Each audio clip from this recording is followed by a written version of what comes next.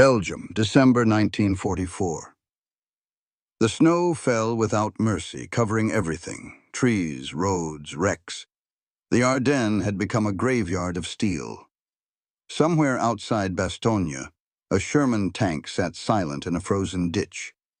Its turret was jammed at an awkward angle, its engine dead, its crew huddled nearby for warmth. The transmission had seized 3 days earlier. Command had marked it as abandoned. Sergeant Earl McAllister arrived in a half-track full of tools, cigarette clenched between his teeth, eyes tired but sharp. He was the division's best mechanic, the kind who could make an engine run out of scrap metal in spite. He walked around the dead tank, kicked the frozen tread, and muttered, "You don't die on me, not out here." His assistant, Private Knowles, checked the report clipboard. "They said she's finished, Sarge. Gearbox cracked. We're supposed to strip her and move on." McAllister lit another cigarette from the old one. "I don't scrap machines. I resurrect them." They pried open the engine hatch. Steam hissed out. The oil was sludge, the fan belts brittle, the clutch plate frozen solid. It was the same failure that had killed a dozen tanks that week. A flaw the manual said couldn't be fixed in the field. Command's order was simple: abandon, replace later. But McAllister had spent years fixing tractors in winter fields back in Kansas. He knew metal could be convinced to live again, if you were willing to ignore every rule. He told Knowles, "Find me a fan off that wrecked Panther down the road." "Sir, that's German hardware." "Good. Maybe it'll hate them enough to work for us." They worked in the cold until their hands bled, torch flames sputtering in the wind. McAllister unbolted, rewired, welded, cursed. Snow melted on hot steel and turned to steam. When dawn came, the tank's engine coughed once, then again. The fan whirred. Gauges flickered to life. The crew stared as their dead machine began to rumble. McAllister climbed onto the hull, slapped the armor twice, and said, "She's breathing." He didn't know it yet, but that single act of defiance, an illegal fix born in the snow, would turn this crippled Sherman into the fastest tank in Europe. Everyone thought the Sherman tank was predictable. Every bolt, every lever, every gauge, the same in every division from Normandy to the Rhine. The manuals said it, the officers believed it, and the factories promised it. Standardization was strength. But to the men who drove them, that sameness was a curse. The Sherman's biggest weakness wasn't its armor or gun. It was its refusal to change. Factory rules forbade modification. Field mechanics were ordered to replace, not redesign. In a world where German tanks evolved mid-battle, American machines were told to stay obedient. That obedience killed speed. By 1944, the M4 Sherman was reliable but sluggish. In summer mud or winter frost, its transmission struggled. The official maximum road speed was 25 miles per hour, but in combat conditions, most couldn't push beyond 15. Crews joked that their tanks had 3 speeds: slow, slower, and stop. But McAllister didn't laugh. He'd spent his life fixing machines that shouldn't work: farm trucks without brakes, harvesters built from spare parts. To him, a dead Sherman wasn't a problem. It was an insult. He saw what the engineers in Detroit couldn't, that each tank was more potential than product. "Every one of these girls is different," he told his crew. "You just have to listen to what she needs." The Army didn't want mechanics to listen. They wanted them to follow diagrams. But war isn't a diagram, it's a deadline. McAllister's division called him reckless. Headquarters called him dangerous. But the soldiers whose tanks he fixed called him something else: a miracle worker. He saw the machine as a living thing. It could breathe, overheat, choke, recover. Its failures weren't permanent, only misunderstood. And while officers demanded uniformity, McAllister believed the opposite. He once said, "If every tank's the same, every failure's the same. That's not strength. That's stupidity." The Army thought they were building one kind of tank. McAllister was about to prove there were 2, the ones that followed the rules and the ones that won the war. The myth of the identical Sherman would end with the growl of an engine that wasn't supposed to run, and the hands of one mechanic who refused to let it die slow. The Sherman's heart was a masterpiece of compromise.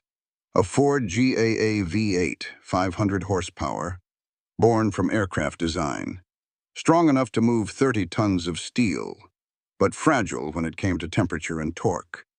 It wasn't built for the cold and certainly not for the chaos of the Ardennes. The design worked fine on paper. In field conditions, it betrayed its own brilliance. The transmission sat tight against the engine compartment, sealed to protect it from dust, but that also trapped heat. As the oil thickened in freezing air, the gears labored harder, friction built, and temperatures spiked past safe limits within minutes. At 260 degrees Fahrenheit, the clutch plate would warp. At 280, it fused. Once that happened, the tank stopped. And it wasn't restarting without a replacement gearbox, which could take days to arrive. The Army's technical manual, TM9731A, had one simple instruction for winter conditions. Do not exceed 20 miles per hour. Do not alter fan housing or air intake. To a desk engineer, that was caution. To a field mechanic, that was suicide. By the winter of 1944, ordnance teams were losing more Shermans to freezing and overheating than to enemy fire. The 2nd Armored Division logged 30 mechanical immobilizations per week during December alone. Most were caused by clogged fans and oil starvation. McAllister read every report. He circled the same phrase again and again. Unable to repair in field. He didn't believe it. In the wrecking yard behind his depot, he began collecting dead parts. Fans from half-tracks, radiators from trucks, even the intake system of a crashed P-47 fighter. He tested airflow patterns using cigarette smoke, watching how the heat moved through the compartment. That's when he saw it. The problem wasn't cooling. It was direction. The air circulated inside the housing but never escaped. The system was choking itself. He drew a diagram on the back of a map. Redirect airflow from the side instead of the rear. Widen intake space. Swap the fan for a broader pitch. It violated every maintenance order ever written. But it could work. One night, Knowles found him hunched over the engine of a wrecked Sherman, welding by lantern light. "You know that's illegal, right?" McAllister grinned without looking up. "So's dying for bad design." When the prototype engine fired up, the temperature stayed low. The airflow doubled. The oil stayed thick enough to grip. For the first time in months, a Sherman ran clean through the cold. It wasn't a miracle. It was math done by a man who refused to freeze. The numbers told a story colder than the Ardennes itself. By December 1944, 1 out of every 6 Shermans in Northern Europe was immobilized by mechanical failure. Not by enemy action, not by mines, but by its own heart seizing in the cold. Half of those breakdowns were traced to the same cause: oil thickening and fan inefficiency. Each repair required 12 man-hours on average. Each replacement gearbox weighed 200 pounds, shipped from depots hundreds of miles away. Every stranded tank required a wrecker, a tow cable, and 2 other vehicles for escort. Every immobilization turned into a small logistical crisis. The cost wasn't measured in money. It was in movement. Every stopped Sherman blocked a road. Every blocked road delayed an advance. McAllister once joked bitterly, "We're not fighting Germans, we're fighting gravity." The numbers confirmed it. A single disabled tank could reduce convoy efficiency by 30%. Entire armored columns were crawling through Belgium at 5 miles per hour, slower than infantry. And while U.S. generals demanded speed, the machines were slowing to a crawl. Fuel burned faster than progress. Tanks idled just to keep warm, wasting gallons of gasoline that never reached the front. German divisions learned to exploit it. They waited for the mechanical pauses, the moments when the engines stopped roaring and only silence filled the snow. That's when the artillery came. McAllister's team logged every failure they could find. They built charts, patterns, predictions. In one notebook, McAllister wrote, If we keep freezing every 20 miles, the war will outlast the winter. He began running his own numbers. The gearbox temperature rose 4 degrees every minute under full throttle.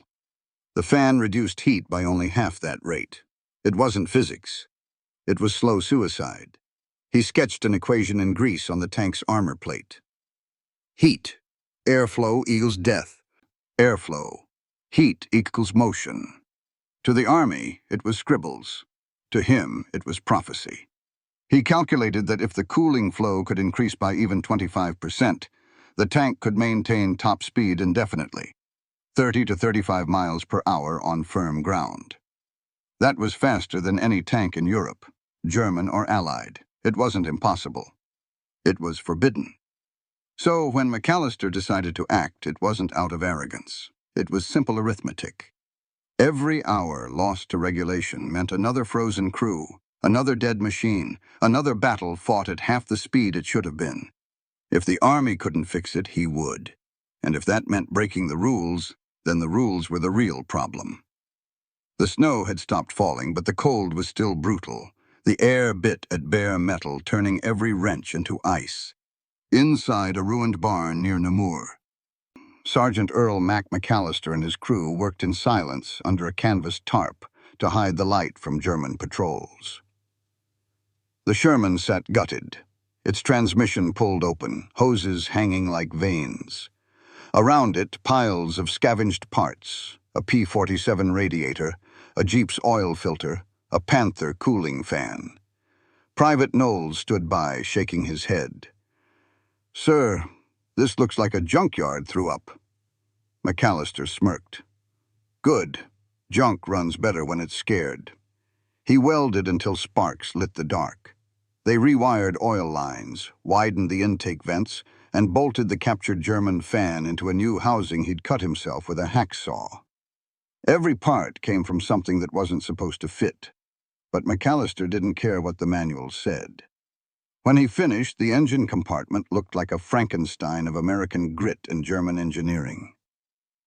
He leaned back, wiping his hands on a rag blackened by oil. "Gentlemen," he said, "you're looking at the first Sherman that might actually enjoy winter." They fueled it carefully, priming the carburetor. McAllister climbed into the driver's seat, turned the ignition, and nothing happened. Silence. Then a cough, a sputter, a roar. The modified fan shrieked like a jet. Air blasted through the new vents, scattering snow. Gauges that once spiked red stayed steady and cool. The crew whooped in disbelief. "Temperature?" McAllister shouted. "Climbing slow. 50 below danger mark," Knowles yelled. McAllister slammed the hatch shut and grinned. "Then let's see what she's got." He drove the tank out into the open field, treads crunching over ice. The rebuilt transmission responded instantly. The engine didn't just run, it sang. 20 miles per hour, 25, 30. The snow sprayed behind them like a rooster tail. "Sir, we're going to throw a track," Knowles yelled over the headset. "Then we'll pick it up and keep going," McAllister replied. The tank hit 34 miles per hour, faster than any Sherman had ever moved off-road. The crew was laughing now, exhilarated, alive. When they stopped, steam hissed softly from the exhaust. The engine idled, smooth, calm, obedient. McAllister climbed down, patted the armor, and said quietly, "Welcome back, girl." They named her Hotfoot. By morning, word had spread through the division. A tank the brass had ordered scrapped was now leading convoys. Mechanics came from other units just to see it. "Impossible," one officer muttered. "You can't mix parts like that." McAllister only shrugged. "Tell her that." When the colonel finally saw the speed reports, he stared in silence. "Who authorized this?" McAllister answered without hesitation. "Nobody, sir. That's why it works." Hotfoot rolled out again the next day. And this time she wasn't alone. Other crews had already started copying the fix. One illegal resurrection had become the blueprint for a revolution in motion. By January 1945, the division's maintenance records began to look like science fiction. Breakdowns were dropping. Convoys were arriving ahead of schedule. Fuel reports showed tanks burning cleaner, running cooler, and covering almost twice the daily distance. Nobody could explain it, at least not officially.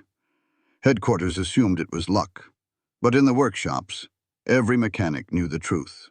Hotfoot had started an epidemic.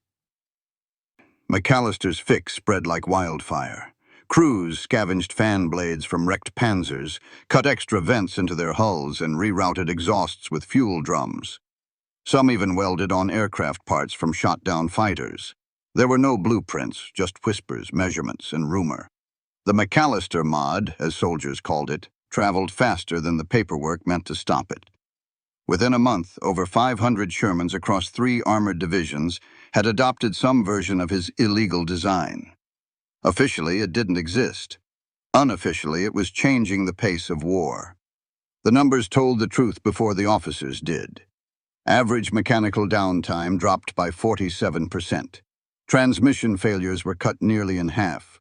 Fuel efficiency rose by 22%. Entire armored columns began to move differently. Smoother, faster, more aggressive. Logistics officers recalculated marching speeds and couldn't believe the results. One report simply read, "Tanks arriving faster than scheduled, drivers possibly reckless." They weren't reckless, they were liberated.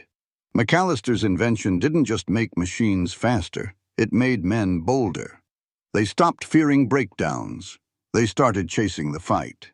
German scouts noticed the change too. One Wehrmacht report intercepted by U.S. intelligence described enemy armor advancing with impossible velocity, even over snow and mud. Back at headquarters, an ordnance officer finally connected the dots. He sent McAllister an official order to cease unauthorized modification pending review. McAllister sent back a single-line reply. "Review's over. She's moving." By then, the math of disobedience had already won. The new Shermans weren't just surviving. They were rewriting the tempo of the front. Every illegal bolt tightened, every fan replaced, every rule broken shaved hours off the war. The army had built standard tanks. The soldiers had built unstoppable ones. February 1945. Operation Grenade. The race to the Rhine. The 2nd Armored Division was ordered to advance through the flooded plains of western Germany. The terrain was a nightmare. Frozen mud, cratered roads, shattered bridges. Every calculation said the armor would move at a crawl. But the calculations didn't include Hotfoot. McAllister's tank led the column, fan blades whining like a jet engine purring smooth despite the cold. The field was slick with meltwater, but the treads bit deep and held. At first light, German artillery opened fire from the far ridge. The Shermans should have stopped to return fire, but McAllister didn't stop anymore. He shouted into the radio, "Full throttle, don't think, just drive." The tanks surged forward. Their modified cooling system screamed under the strain, air howling through widened vents. The entire formation moved like a living thing, 30 tons of steel per vehicle, cutting through the mire at nearly 30 miles per hour. The Germans didn't understand what they were seeing. Their guns tracked too slowly. By the time they adjusted, the Americans had already closed the distance. McAllister's driver, Corporal Hayes, yelled over the intercom, "Sir, we're redlining the engine." McAllister grinned through his headset. "Good. Let her sing." They reached the ridge faster than any armored unit had in the entire campaign. Shermans rolled up firing on the move, something the manual said was impossible on soft ground. The 1st Panther didn't even have time to rotate its turret. Within 20 minutes, the German defensive line collapsed. A stunned American colonel watching through binoculars radioed headquarters. "Our armor is moving at light speed. What the hell did they do to those tanks?" No one answered, because no one in command truly knew. By nightfall, McAllister's company had advanced nearly 50 miles, seizing 2 bridges before German demolition teams could destroy them. It was the fastest armored advance on that front since the war began. In the after-action report, one officer wrote, "Enemy resistance moderate, Terrain unfavorable. Progress inexplicable. To McAllister, it wasn't inexplicable. It was airflow and grit. It was the sound of mechanics who refused to freeze, of rules rewritten in real time. When they finally stopped for refueling, McAllister climbed down, his face streaked with oil, his hands trembling from cold and adrenaline. He leaned against Hotfoot's hull, listening to the rhythmic hum of the fan he'd stolen months earlier. "Not bad for a pile of junk," he muttered. Hayes laughed. "Junk that outran the war, sir." And that night in the fields near the Rhine, surrounded by exhausted men and living machines, Sergeant Earl McAllister realized something simple. He hadn't just built a faster tank. He'd built momentum itself. The letter came 3 days after the Rhine crossing. It bore a red stamp. Ordnance inspection, priority. Sergeant Earl McAllister was ordered to report with his tank to the field evaluation depot outside Cologne. No explanation, no congratulations, just a summons. When he arrived, the place was crawling with engineers, clipboards, cameras, stopwatches. Rows of identical Shermans stood silent in the mud, their hoods open like dissected beasts. His tank, Hotfoot, stood out instantly. Extra vents, scavenged fan housing, uneven welds. It looked like a factory's nightmare. A young ordnance officer with polished boots circled the tank, frowning. "You're the one who's been modifying Army property?" McAllister nodded. "Fixing it, sir." The officer glanced at his notes. "The regulation says—" "I know what the regulation says," McAllister cut in. "And it doesn't move 30 tons through snow." A murmur rippled through the group. One of the senior engineers, a colonel with grease under his fingernails, raised a hand. "Enough talk. Show us what this thing can do." They cleared the yard. Cameras rolled. The crew climbed aboard. McAllister signaled the ignition. The engine turned once, then roared alive, smooth and deep. The fans screamed, air blasting through the side vents like a hurricane. Gauges held steady. Exhaust burned blue. The colonel leaned into his stopwatch. "All right, Sergeant. Take her out." McAllister pushed the throttle. Hotfoot lunged forward, tracks tearing through the dirt track, accelerating faster than any Sherman the inspectors had ever seen. 15 miles per hour. 20, 30, 34. At full sprint, the tank looked alive, breathing, growling, unstoppable. When it skidded to a halt, the engine still idled cool. No smoke, no burn, no heat haze. The colonel stared at the temperature gauge, jaw slack. "You're running 40 degrees cooler than baseline." McAllister grinned. "Told you she likes the cold." The officer with the clipboard spoke again, this time quieter. "You realize this violates every technical order we've issued since '42? McAllister shrugged. "Then maybe the orders are wrong." Silence. Then the colonel chuckled. Just once, then louder. "He's right," he said. "Damn thing works." The inspection report later described it in bureaucratic language. Experimental field adaptation demonstrating superior efficiency. Recommend inclusion in future designs. Unofficially, everyone called it the McAllister fan system. The U.S. Army would never admit it came from a field mechanic scavenging parts off a German tank. But the data was undeniable. Within months, the cooling redesign appeared in prototypes for the new M4A3 E8 EZ8. When McAllister left the depot, an engineer shook his hand and said, "You just made history, Sergeant." He smiled faintly. "No, I just made her run right." When the war ended, medals went to generals and ribbons went to heroes. But somewhere in the ruins of Cologne, a single tank sat cooling quietly. A machine that had proven rebellion could move faster than regulation. Sergeant Earl McAllister never saw himself as an innovator. He didn't write reports or submit blueprints. He just hated seeing good machines die slow deaths. But history would later realize what he'd done. His illegal fix, the hybrid cooling system patched from scraps, had become the unseen ancestor of the Army's next generation of tanks, the M4A3E8. EZ-8, with its new engine layout and airflow design, bore the fingerprints of a man who'd never worn an engineer's badge. To the world, the Sherman's evolution looked like progress. To McAllister, it was proof that someone in command had finally been paying attention. The numbers didn't lie. After the modifications spread, mechanical failures dropped by nearly half, while the average advance speed of American armor increased by 12 miles per hour. No new factories were built, no new materials discovered. Just a change in thinking, welded together by courage and defiance. McAllister's legacy wasn't a blueprint. It was a mindset. Don't wait for permission to make things better. He'd broken the law to make a tank move. And in doing so, he'd shown that innovation in war is rarely born from design tables. It's born from desperation, grease, and someone too stubborn to accept that's impossible. After the war, when a reporter asked him if he ever regretted going against orders, McAllister smiled and said, "If it rolls faster, I sleep fine." That was the quiet truth behind the legend. The Sherman didn't become the fastest tank in Europe because of engineers in Detroit.